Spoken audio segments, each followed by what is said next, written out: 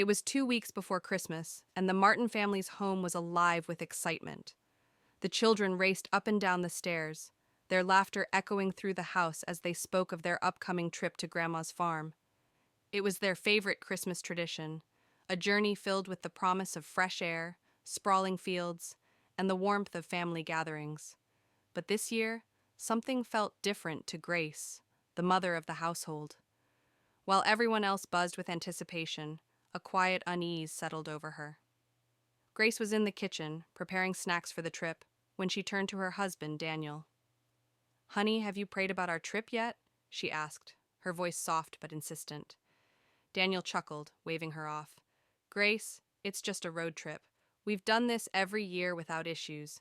God knows we're going. He doesn't need a reminder." Grace sighed, her heart heavy. She had always been the prayerful one in the family, rising early every morning to whisper prayers for protection and guidance. But lately, Daniel's dismissive attitude toward faith had begun to influence their children. They mimicked his indifference, rolling their eyes when Grace tried to involve them in prayer. Despite her family's reluctance, Grace continued to pray. That night, as she knelt by her bedside, she pleaded with God. "Lord, please keep us safe on this journey. Let no harm come to my family." 2 days before Christmas, the Martins packed their car for the long drive to Grandma's. Luggage was neatly stacked in the trunk, the children were strapped into their seats, and the car hummed to life. As they pulled out of the driveway, Grace felt a pang of unease. About an hour into their journey, they stopped at a small roadside market to stretch their legs. Grace noticed an elderly woman sitting quietly by the side of the road. Something about her presence drew Grace in. "Ma'am, are you all right?" Grace asked, offering her a warm smile. The old woman looked up, her eyes weary but kind. "My dear, you must be cautious on your journey. Pray for protection and listen to your instincts. Danger hides in plain sight, but faith can shield you." Grace's stomach tightened.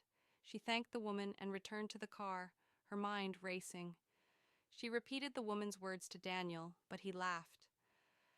"Grace, you worry too much. Everything will be fine." As the family resumed their journey, Grace's unease deepened.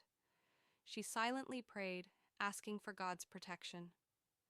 Hours later, as the Martins drove down a winding country road, a sudden noise jolted them. The car's brakes had failed. Daniel struggled to control the vehicle as it sped down the hill, veering dangerously close to the edge of a steep ravine. "Hold on!" he shouted, panic in his voice.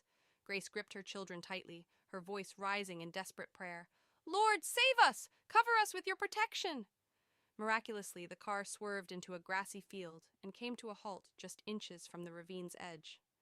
Shaken but unharmed, the family climbed out of the car. Daniel dropped to his knees, trembling.